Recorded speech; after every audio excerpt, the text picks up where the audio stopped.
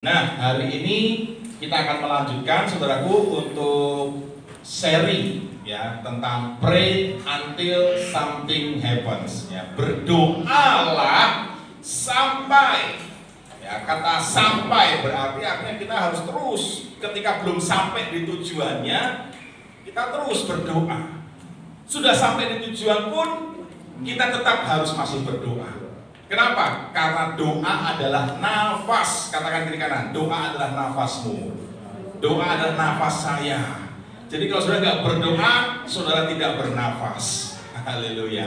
Ketika saudara tidak bernafas, berarti saudara sebentar lagi selesai perjalanan hidup ini di bumi. Ya, jadi teruslah berdoa, saudara yang dikasih Tuhan. Nah, sebelum kita mulai, saudaraku, untuk melanjutkan seri ini, saya ada sedikit hadiah buat saudara. Mau hadiah, saudaraku? Siapa yang mau angkat tangan? Haleluya. Nggak ada yang angkat tangan, nggak ada yang mau nih. Hadiahnya beneran, nggak hoax, saudaraku. Ya, beneran. Oh ya, saya tunjukinlah hadiahnya. Ini hadiah menarik, saudaraku ya. Saya bawa hadiah. Ini salah satu contohnya aja. Hadiahnya kayak gini nih. Ini dompet. Isinya cek. Ya, bukan cek ya. Mau saudaraku hadiah ini? Yang mau angkat tangan? Yang mau maju? Ayo maju sini. Lo harus berani bayar harga kan? Harus berani tunjukkan merahmu. Waduh, tunjukkan merahmu kan? Haleluya. Ayo yang maju, yang mau hadiah maju. Jangan takut salah, nggak akan dihukum ya. Waduh, Pak Andreas luar biasa ya. Ya. Puji Tuhan. Tapi nggak langsung dapat hadiahnya Pak Andreas. Harus jawab dulu pertanyaannya. Oke, siap? Menghadap ke sana Pak Andreas. Ada lagi buat teman Pak Andreas? Ada lagi nggak buat teman Pak Andreas? Ayo. Pak Andreas minggu kemarin datang nggak? Kayaknya lagi mudik ya? Iya. Lagi mudik. Wah, berarti nggak bisa jawab nanti Pak Andreas. Dengar YouTube nggak? Dengerin YouTube kita nggak? Firman Tuhan sudah ada. Oke, kita coba.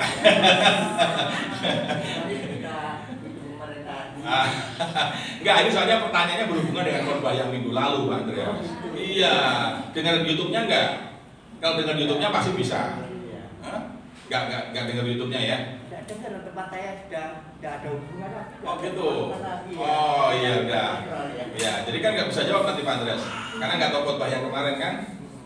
Jadi gimana Pak Andreas? Mau tetap coba jawab Pak Andreas? Ya udah, kita kasih kesempatan ya. Ya, nanti kita akan kasih prolognya. Nanti Pak Andreas yang jawab. Oke, satu loh. Ada yang mau? Yuni boleh maju. Oke, ada yang maju satu lagi yang kemarin datang yang dengar khotbah. Siapa yang dengar khotbah kemarin? Ayo maju. Kilion. Kilion katanya sini mewakili. Iya sini. Oke, Kilion sini, Kilion maju. Oke ya. Jangan takut salah, saudaraku. Oke, sini. Dari siapa dulu? Mau dari Pak Andreas dulu atau dari Kilion dulu nih? Oke. Kilion dulu deh yang mendengar khotbah kemarin ya. Kasih mic-nya. Tolong Bu Roima, tolong ya. Boleh kan pakai mic-nya sendiri. Ya, Kilion, coba. Kemarin khotbah tentang apa isinya? Ringkasannya, kisi-kisinya, kerangkanya. Coba masih ingat nggak tentang itu pray until something happen? Ini refresh dulu ya, saudaraku, sambil berhadiah, refresh berhadiah ya. Ayo silakan Kilion. Sebanyak apa yang Kilion tangkap dari khotbah minggu lalu tentang ini pray until something happen? Geser sini biar kelihatan sama YouTube-nya. Ya, oke. Yo, silakan, Kilion, jawab. Seberapa banyak saja yang Kilion tangkap minggu lalu? Haleluya. Ada yang mau bantu? Menyerah? Ada yang mau bantu? Ayo maju dong. Ayo maju. Yang mau bantu maju sini, ayo. Terima mic-nya Kilion, ayo sini. Pak Lambok silakan, mari. Siapa lagi nih? Siapa yang kemarin ya? Oke, sini siapa? Pak Edi. Jangan di tempat lah, sini. Pak Edi maju Edi, ke depan. ayo, maju sini, jangan baca. Itu simpan dulu. Nah, sini. Oke, tepuk tangan buat Pak Edi. Ya. Wah, ini kok generasi emas semua ini ya. Wah, yang generasi milenial mana ini? Pak Edi boleh pinjem mic-nya. Iya. Apa Pak Edi khotbah yang minggu lalu? Sana menghadap ke sana Pak Edi. Ya. Minta doa pada Tuhan terus menerus, tidak boleh bosan. Terus minta doa, minta doa, minta doa ya benar? Kepada Tuhan terus menerus, Harus terus menerus, tidak boleh bosan. tidak boleh bosan. Oke, terus apa lagi? Penjelasannya apa tentang apa? Tentang hidup, Ya, tentang hidup, tentang hidup yang bagaimana? hidup yang benar. Hidup yang benar itu seperti apa? Ada contoh-contohnya kan kemarin tokoh-tokohnya. Nah, ini kasih kisi-kisi nih sama saya nih. Dikasih apa passwordnya. Ya, ada tokoh-tokohnya siapa aja. Kalian mau jawab boleh. Ambil ini. Nah, nih. Kalian mau jawab boleh. Silakan.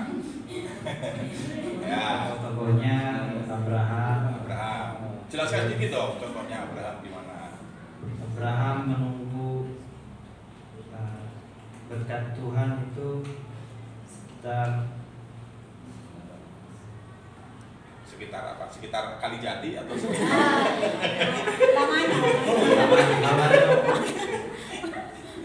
lamanya 90 tahun. Wah, bener nggak 90 tahun sudah 10 tahun. Hah? 10 tahun. 10 tahun, bener nggak sudah 10 tahun?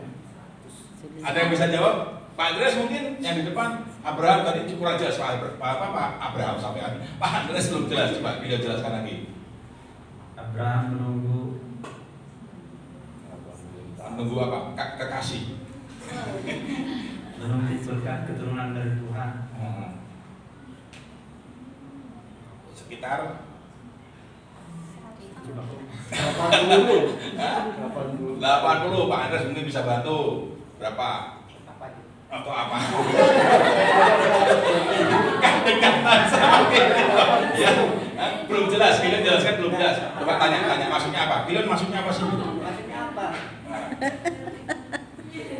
Abraham menanti berkat Tuhan. Mendapatkan keturunan.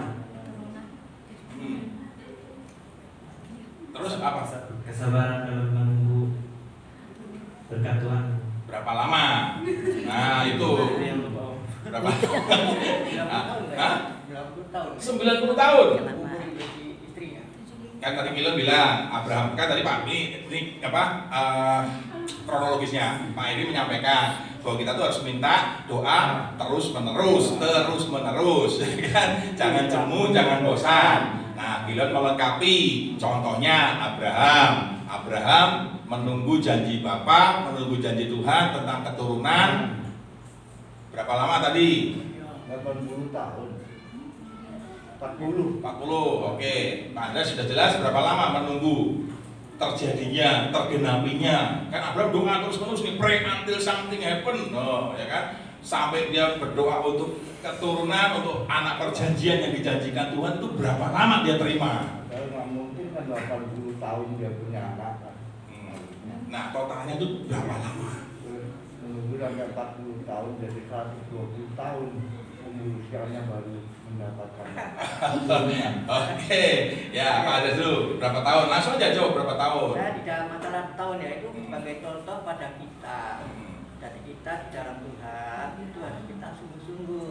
Ya, intinya berapa tahun itu jawabannya apa pertanyaannya itu? Berapa tahun? Apa menunggu? Ya? Pas? Lewat? Nggak tahu maksudnya lewat? Berapa tahun Abraham menunggu lahirnya Ishak? Umur berapa Abraham terima janji? Nah, umur berapa Abraham terima janji bahwa aku akan punya keturunan, aku akan anak ini akan disebut anak perjanjian. Kemudian berapa lama Abraham nunggu sejak Tuhan berfirman itu sampai lahirnya? Ada yang tahu di sini? 25 tahun. Siapa lagi yang mau jawab?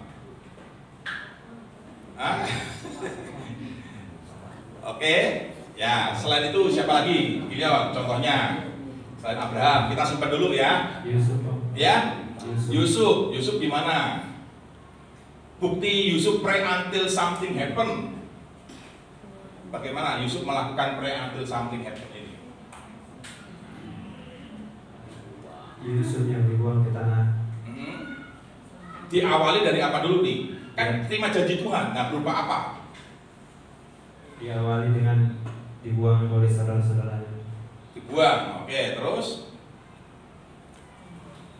Pak Edi mau lengkapi? Pak Andreas mau melengkapi?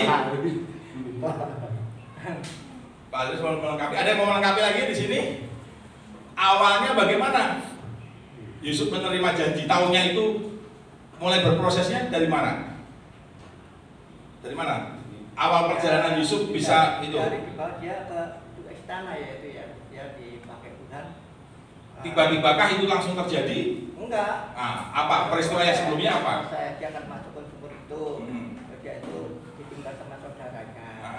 Dia itu diambil. Nah itu kan bagian dari proses perjalanannya. Nah terima janjinya Yusuf. Jadi Yusuf itu ya Melalui apa? lupa ya Pak. Melalui apa?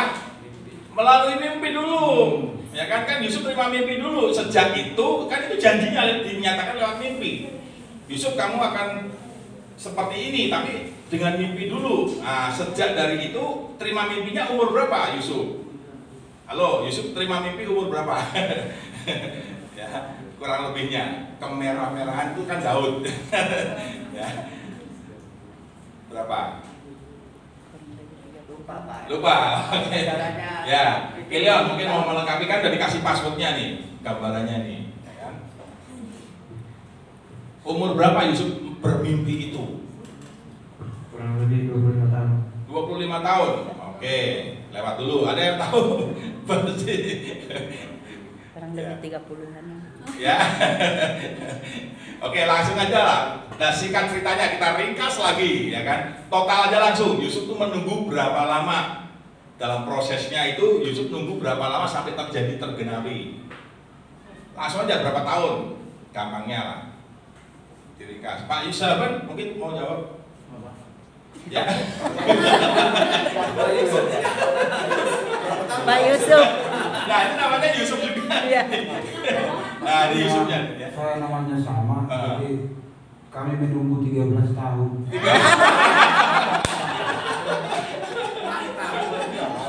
Bener nggak? 13 tahun. Bener nggak? Ragu.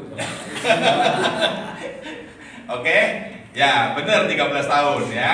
Tadi Abraham umur berapa? Menunggunya? Totalnya 25 tahun. Tadi yang jawab pertama siapa?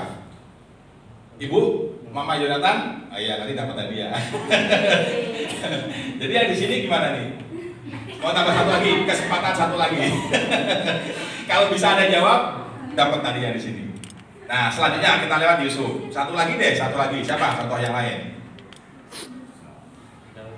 Daud. Nah, oke, Daud gimana? Coba cerita dikit.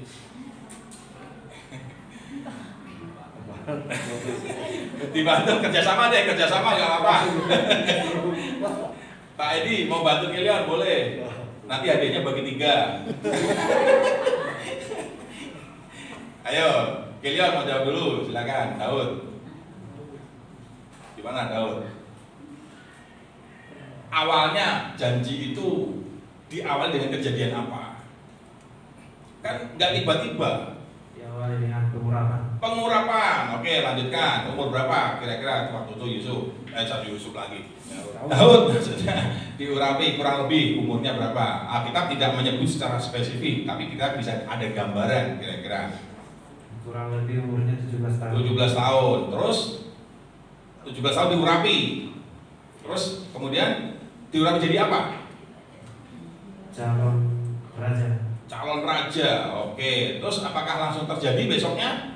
Tidak. Tidak. Berapa lama jadinya? Tergenapinya itu? Ya? Angkat tangan dulu, angkat tangan dulu. Siapa tadi yang jawab angkat tangan? Jangan takut salah. Oh, nggak jadi jawab ya. Ayo lanjut, berapa? Dalam menunggu janji Tuhan sekitar 33 tahun. 30 kebanyakan. Kan kurang lebih Om. Ini lebihnya jauh. Umur berapa Daud jadi raja, umur berapa? Umur 50 tahun. Umur 50 ketuaan. Umur 30. Tadi terima urapan umur berapa? 17 tahun. 17. Jadi berapa nunggu prosesnya? 13 tahun. 13 tahun. Nah, oke, bener kan? Tadi pertama tadi siapa? Abraham. Berapa tahun? 25 tahun. 25 tahun. Terus satu lagi tadi? Yusuf berapa tahun? 13 tahun. Satu lagi siapa tadi? Daud. Berapa tahun? Ya? 13 tahun. Oke, kalau Kaleb? Kaleb berapa tahun? Masih ingat nggak? Awalnya dia ketemu siapa dulu? Ketemu Musa kan? Ini kasih password lagi. Ketemu Musa. Ketemu Yosua. Ya, Yosua kan udah menggantikan Musa kan? Nah, Kaleb ini datang kepada Yosua. Yosua ini rekan nih, sejawat nih, seusia nih kurang lebihnya karena ikut berjuang di padang gurun, ya kan? Dua orang yang lolos dari kematian. Nah, ya kan? Dia ngomong ngingetin ke Yosua. Yosua, ingat gak dulu Musa pernah berkata, pernah berjanji, berfirman kira-kira begitu, menyampaikan janji Tuhan. Nah, itu waktu Kaleb ngomong sama Yosua itu waktu umur berapa? Sudah umur berapa itu Kaleb tuh? Waktu ngomong nemu Yosua ngingetin Musa tuh dulu pernah ngomong. Nah, umur berapa itu? Ada yang bisa jawab? Langsung saya kasih hadiahnya. Kaleb berapa tahun? Langsung jadi milik saudara. Kalau bisa bener, maju saya kasih langsung. Halo. Kaleb umur berapa waktu ketemu Yosua? Gak ada yang jawab? Oke, diringkas saja. Totalnya Kaleb harus menunggu berapa tahun ketika kan Kaleb itu minta Hebron. Musa dulu pernah ngomong itu Hebron jadi milikku. Tapi apakah waktu itu langsung terima Hebron? Enggak kan? Baru nunggu proses waktu sekian tahun. Nah, berapa tahun itu terjadinya Hebron? Oke, kasih. Umur password lagi, umurnya 85 tahun. Nah, waktu ketemu Yosua umurnya 85 tahun. Ya kan? Kalian ngomong apa? Sudah 45 tahun kini. Nah, berarti dulu 40 tahun. Nah, itu. Oke. Jadi Kaleb nunggu berapa tahun? 45 tahun. Oke, Ibu Mama Yonatan boleh maju dulu terima hadiahnya. Haleluya. Ya. Nah, karena udah jawabnya udah benar. Oke. Nah, Pak Yusuf Silaban boleh maju. Nah, dapat juga. Tuh Pak Yusuf, wah enak ya nggak maju langsung dapat ya. Jawabnya bener ya. Oke, tadi siapa lagi yang bener? Ada yang bener nggak nih? Jawabnya ada bener nggak? Nggak ada yang bener semua. Ya udah nanti ada hiburan ya. Ya silakan dulu Pak Edi, Kilion dan Pak Andreas. Nanti tetap dapat ya. Tetap dapat karena saya bawanya cuma stoknya terbatas. Nanti satu buat Pander kok ini. Nah, saya udah siapin buat Pander. Mana Pandernya? Nah, sini Pander. Nah, sini. Nah, main drumnya sudah. Oke. Ya. Sini. Nah, kemarin saya janji soalnya sama Pander kalau besok mainnya bagus dapat hadiah. Nah, ya, ini Pander. Oke, hati-hati ya. Ya, ayo kita masuk poin selanjutnya. Nah, ini gambarnya mereview. Ada Nuh, ya kan? Nuh berapa tahun? Masih ingat? Nuh itu kurang lebih 100 tahun nunggu. Dia harus pray until something happen. Berdoa sampai terjadi selama 100 tahun. Ya. Abraham melahirkan Ishak, bukan Abraham, maksudnya suami istrinya maksudnya ya, melahirkan Ishak umur 90 tahun, ya kan? Umurnya Abraham 100 tahun, bedanya 10 tahun tuh mereka tuh. Jadi mereka waktu Abraham terima janji itu umur 75 tahun, tergenapi umur 100 tahun, berarti ada waktu 25 tahun. Itu tadi berawal dari mimpi ya, dia dapat mimpi. Ada 12 berkas. Ya, 12 berkas. Nah, berkas yang yang Yusuf itu di tengah-tengah, dan 11 berkas lainnya sujud menyembah, merunduk. Nah, artinya apa?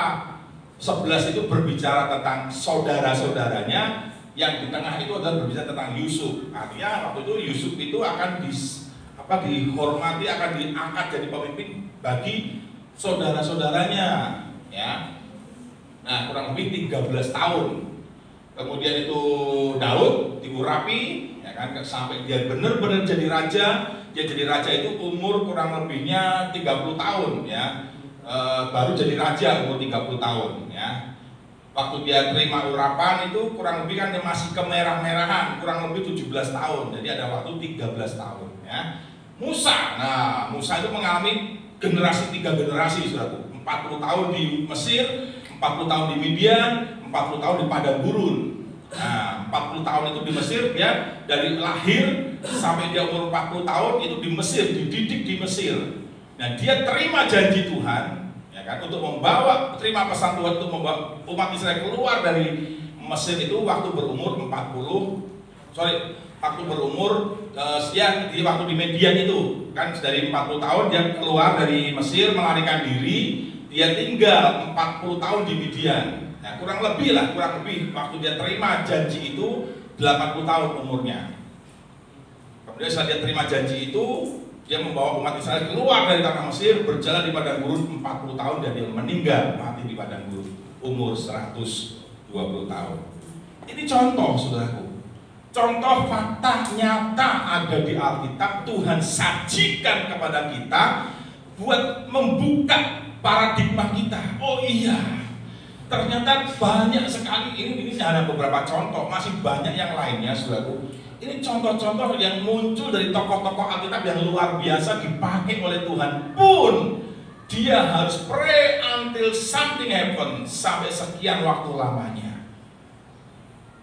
Saudara pun hari ini melalui firman Tuhan ini diajarkan supaya kita juga punya mentalitas, nggak mentalitas gampangan, nggak mentalitas yang instan. Itu yang Tuhan mau ajar kepada kita hari ini. Ayo saudaraku, kita tuh Alkitab mencatat tentang kita tuh bukan anak gampangan, ya, kita tuh anak perjanjian.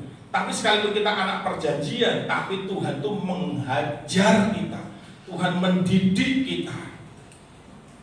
Tuhan bilang, siapa ku kasihi, ia ku tegur dan ku hajar. Jadi bentuk kasih Tuhan bukan hanya memberi, tetapi berupa teguran dan hajaran, saudaraku. Jadi ketika kita dihajar oleh Tuhan, dididik oleh Tuhan, jangan kita berkata Tuhan gak punya kasih. Gak bisa. Karena bentuk kasih Tuhan ada dua. Kasih yang memberi, kasih yang menyembuhkan, kasih yang membalut, tapi juga kasih yang menghajar, saudaraku, mendidik. Jadi kita nggak jadi anak gampangan, supaya kita bisa pray until something happen. Kita punya mentalitas sampai sesuatu terjadi. Artinya nggak menyerah. Mungkin hari ini sudah menyerah, hampir menyerah, sudah hendak memutuskan, sudahlah saya mau selesai di Kalijati ini, saya mau pindah mungkin, mau selesai di usaha ini, saya mau pindah mungkin, atau mau apapun, sudah menyerah saat ini. Satu hal, berita kabar baiknya, Tuhan Yesus belum menyerah buat saudara. Kasih tahu kiri kanan, Tuhan belum menyerah sama engkau. Amin, saudaraku. Ini kabar baiknya. Jadi gini, kalau Tuhan belum menyerah sama kita, masa kita menyerah? Jadi enggak kira-kira rencana Tuhan kalau demikian kondisinya? Tuhan semangat, Tuhan mau terus menyatakan buat kita kebaikannya dan semua rencananya, tapi kitanya jadi enggak, saudara, kira-kira? Seperti sudah gini, saudara pingin banget menggerakkan mobil yang terparkir, tapi mobil yang sudah gerakkan nggak bisa, mogok, rusak mobilnya. Bisa nggak mobil itu jalan? Nggak bisa, saudara. Sama seperti itu. Kalau saudara atau saya mogok, berhenti parkir, menyerah, Tuhan juga nggak lakukan apa-apa. Paling kasih karunia Tuhan nanti yang akan berbicara pada waktunya. Bisa saja dengan belas kasihan, dengan kasih karunia Tuhan, bisa saja akhirnya sudah dikeluarkan, ditolong. Bisa saja, ya, tidak menutup kemungkinan seperti itu. Tetapi Tuhan tetap akan ajar kita, didik kita. Yang mengerti siapa sih katakan amin. Ya, next selanjutnya. Nah, kemarin kita tentang ini ya, yang ke-1 ini. Kita harus memperkatakan firman. Caranya kita doa pray until something happen itu bukan sekedar doa yang minta. Bukan hanya sekedar Tuhan berkati aku. Isi doanya nggak cuma begitu. Tetapi kita berdoa dengan berkata-kata, memperkatakan firman. Berdoa dengan apa, saudaraku? Memperkatakan firman. Ya, ini dasarnya, Ibrani 11 ayat 3. Klik selanjutnya. Nah ini ya, perhatikan 2 Korintus 4. Ini referensi yang kita belum baca minggu lalu. Namun karena kami memiliki roh iman yang sama, seperti ada terus aku percaya, sebab itu aku berkata-kata. Perhatikan, aku percaya, sebab itu aku berkata-kata. Jadi orang yang percaya, dia akan memperkatakan apa yang dia percayai. Sudah percaya apa? Perkatakanlah iman itu sesuai dengan firman Tuhan. Ya, next berikutnya. Nah, terpujilah Allah dan Bapa Tuhan kita Yesus Kristus yang dalam Kristus telah mengaruniakan, perhatikan, Kristus telah mengaruniakan, berarti telah menyediakan, ya, kepada kita, kepada saudara dan kepada saya segala berkat rohani di dalam surga. Berkatnya sudah tersedia di surga, sudah ada buat kita. Bagian kita memperkatakan sesuai dengan kehendak Tuhan, sesuai tujuan Tuhan. Kita perkatakan sesuai dengan firman-Nya, melalui firman-Nya. Tuhan, aku anak perjanjian, aku ahli waris kerajaan surga, aku berhak untuk menerima janji-janji Bapa. Namun untuk menerima janji itu, aku harus hidup dalam kebenaran, hidup seturut kehendak Bapa. Tuhan, Engkau sudah sediakan berkat di surga, kesembuhan, pemulihan keluarga, berkat rohani, materi, jasmani, semua Tuhan sudah sediakan. Aku minta Tuhan dalam nama Tuhan Yesus. Aku minta mata yang baru, aku minta ginjal yang baru, aku minta jantung yang baru. Sebutkan. Aku percaya, aku sudah menerima. Nah, itu kan janji Tuhan kan? Firman Tuhan kan ada, apabila kamu berdoa, percayalah kamu sudah menerimanya. Nah, itu kita berdasarkan itu. Doa kita ada dasar firman-Nya. Amin, saudaraku. Jadi ini pengajarannya seperti itu. Next berikutnya. Prinsip kedua. Ya, prinsip kedua sekarang. Melalui Kisah Rasul 1 ayat 6 sampai 8. Bunyinya begini. Pada kesempatan lain, ini ceritanya, kisah 1 ini, Yesus menampakkan diri kepada murid-muridnya. Ketika Yesus menampakkan diri, muncullah kisah ini. Pada kesempatan lain, ketika Yesus menampakkan diri kepada murid-murid, murid-murid bertanya kepada Yesus, Tuhan, apakah Engkau mau, apakah Engkau akan membebaskan Israel sekarang dan memulihkan kami sebagai bangsa yang merdeka? Jadi dari kalimat ini, dari narasi ini, kita bisa menangkap, kita bisa mengerti tentang kondisi keadaan waktu itu.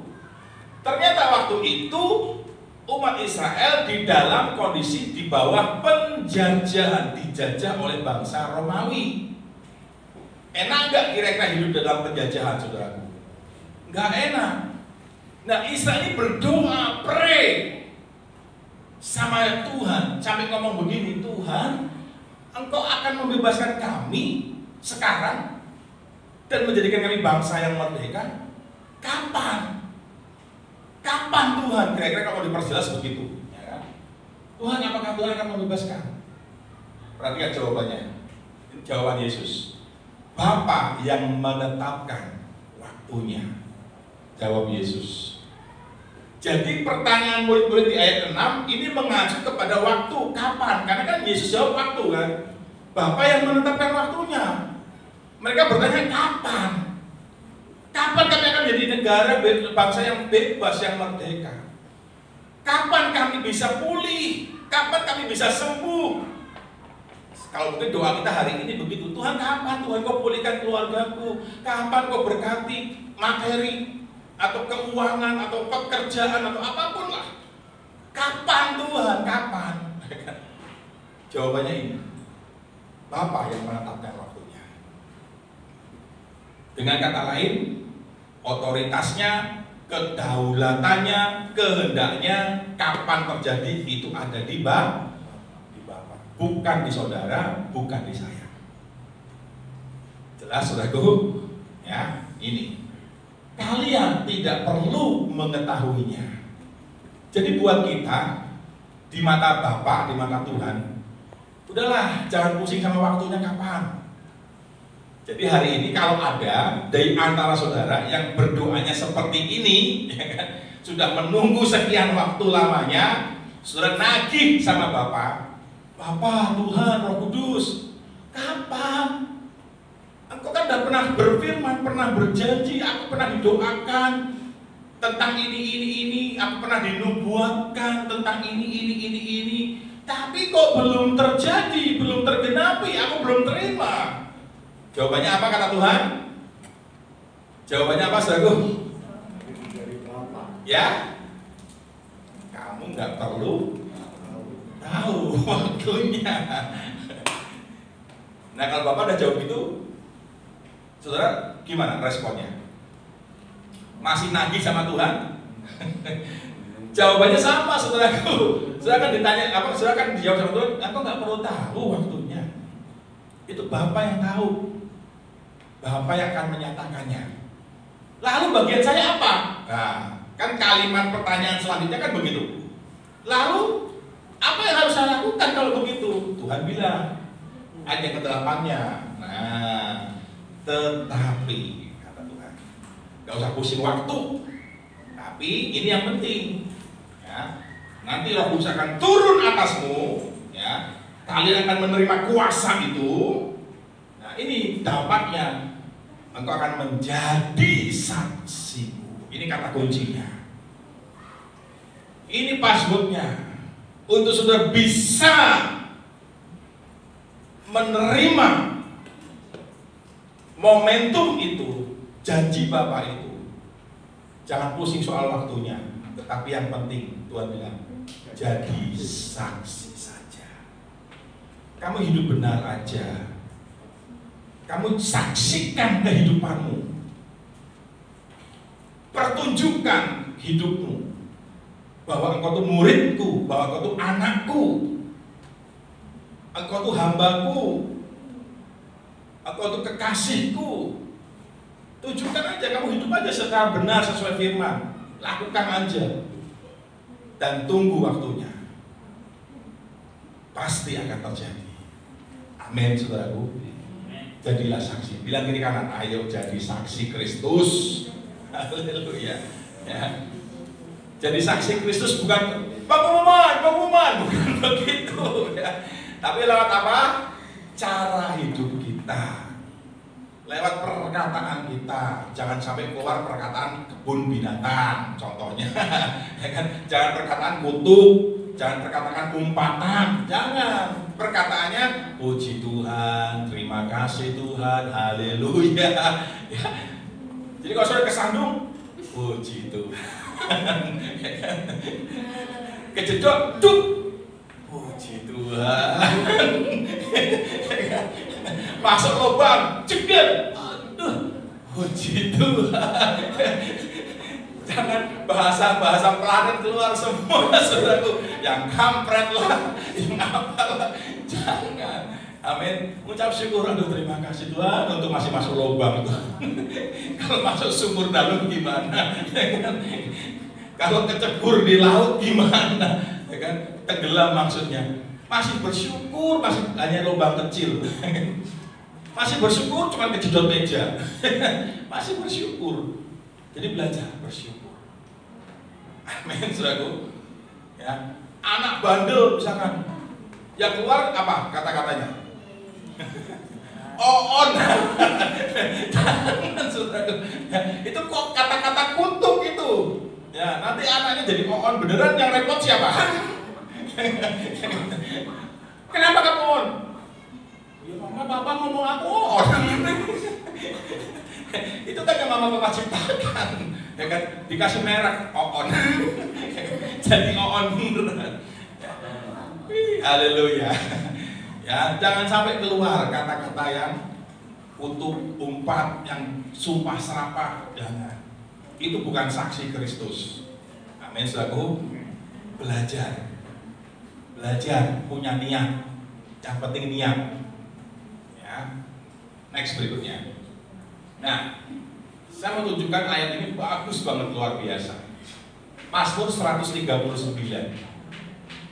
Sebelum aku lahir, Daud ngomong, sebelum aku lahir, sebelum Daud lahir, sebelum saudara lahir, sebelum saya lahir, Engkau Tuhan telah melihat aku. Wih, dahsyat. Sebelum saudara ada, Tuhan sudah melihat, sudah tahu. Yang muncul tuh bahkan bentuknya kayak saudara sekarang, kayak saya sekarang. Amin. Haleluya. Sebelum aku mulai bernafas, tuh, kalau dalam kandungan kan sudah bernafas. Kayak Elis ini di dalam ada babynya itu sudah bernafas itu. Jadi sebelum bernafas, sebelum ada dalam kandungan, Tuhan sudah tahu nanti seperti apa babynya Elis ini nanti. Kira-kira begitu, ya. Sudah tahu. Lihat nih, Engkau telah merencanakan setiap hari hidupku. Setiap hariku tercantum dalam kitabmu. Jadi dengan kata lain begini, saudara. Hidup saudara, perjalanan saudara, hari-hari saudara dan saya, semuanya sudah tertulis di hatinya Tuhan, di pikirannya Tuhan, di rancangannya Tuhan. Luar biasa. Skenario hidup saudara dan saya sudah ada di tangan Tuhan. Makanya Daud berkata, kejadianku, kelahiranku dahsyat dan ajaib. Ajaib yang Tuhan buat atas hidupku. Ini pegang. Firman ini luar biasa. Ya, tercantum dalam kitabmu. Next berikutnya. Nah, ada 3 jenis waktu. Saudara harus mengetahui ini. Sudah hidup kan dalam waktu, dalam rentang waktu. Ada 3 jenis waktu. Waktu yang pertama disebutnya kronos. Nah, kronos, apa itu kronos? Kronos ini gini, seperti sekarang nih, waktu-waktu yang kita jalani, hari-hari, jam, bulan, tanggal, terus berganti, itu kronos namanya. Disebutnya, istilahnya itu kronos. Katakan sama-sama yuk, kronos. Apa kronos? Bukan kropos, kronos. Apa itu kronos? Jenis waktu. Ya, Jenis waktu. Waktu yang sehari-hari kita jalani. Jam berganti jam, detik berganti detik, ya kan? Tanggal berganti tanggal, tahun berganti tahun, itu kronos disebutnya. Nah ini jangka waktu tertentu. Ada yang waktu yang singkat, ada waktu yang lama. Ini dasar firmannya ini. Ya, jadi kesimpulan pertamanya, kita mengerti bahwa kata Yunani kronos dipakai berhubungan dengan jam, bulan, dan tahun. Kronos adalah siklus waktu yang biasa. Nah, ini kesimpulan pertama. Jadi jelas ya, kronos itu satu. Kedua, ya, namanya aion. Bukan kilion, aion. Kan aion, nah, bukan a. Tapi aion, ya. Perhatikan. Aion dipakai untuk menunjukkan entah waktu yang lama sekali atau tanpa batas. Nah, sebab itu waktu aion ini dipakai tentang waktu ini yang mulai dengan penciptaan dan berakhir dengan kedatangan Kristus yang kedua, atau tentang waktu kekekalan, waktu tanpa batas. Jadi aion itu waktu yang tanpa batas. Ya, ini jenis yang kedua nih. Ya. Bisa dikatakan dari pertama sampai nanti lahir kedatangan Kristus sampai berakhirnya. Nah, kata yang diterjemahkan dengan kata dunia adalah aion. Nanti saudara bisa baca di Efesus 1 ayat 21 ya. Dunia ini dan dunia yang akan datang. Kalimatnya begitu di ayat itu ya. Matius 12 ayat 32 itu.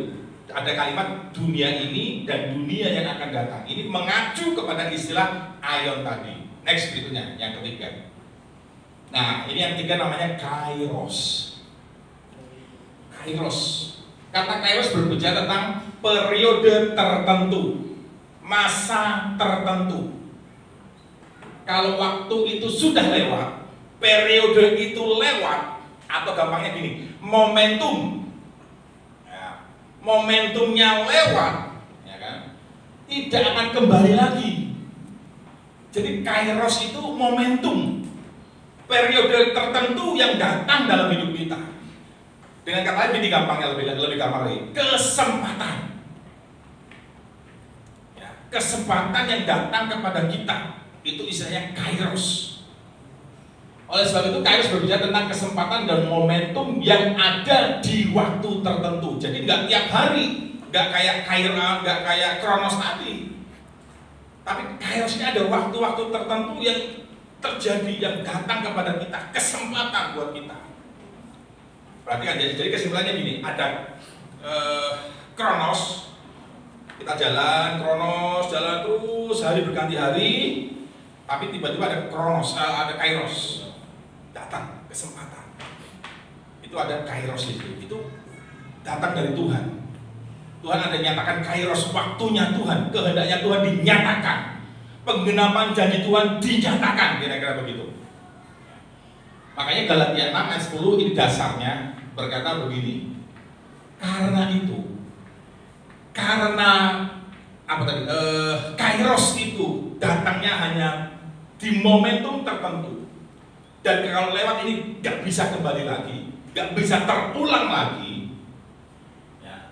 Makanya Galatia menasihatkan ini, selama masih ada kesempatan bagi saudara dan saya, mari kita berbuat baik. Mari kita terus berdoa. Mari kita terus beribadah. Mari kita terus hidup berkenan kepada Tuhan. Hidup sesuai firman. Jangan hidup dikuasai dosa. Ya, perhatikan ini. Marilah kita berbuat baik kepada semua orang. Tetapi terutama kepada kawan-kawan kita seiman, artinya kalau kesempatan tidak digunakan, maka waktu kairos akan datang. Kalau sudah gak manfaatkan kairos itu, sudah gak ambil kesempatan itu kesempatan, itu momentum bisa hilang. Saudara berarti melewatkan peluang kesempatan yang Tuhan berikan. Setiap waktu, saudara kalau sadari Tuhan sudah berikan kita kairosnya. Kalau sudah menyadari Tuhan tuh sudah berikan kairosnya. Kairos untuk apa? Waktu untuk apa? Supaya kau bertobat salah satunya. Berjalan, Tuhan mau, ayo waktunya kamu bertobat. Kita lewatkan. Nanti di ujung sana lagi, periode tertentu lagi, karena kasih Tuhan begitu besar kepada saudara. Ada pertanyaan begini. Ada yang bertanya begini. Kalau Tuhan tahu bahwa manusia itu akan berbuat dosa, kenapa Tuhan masih menciptakan manusia itu? Ya kan? Ini gambaran aja, perbandingan. Kenapa seringkali Tuhan itu ngasih kesempatan kepada saudara?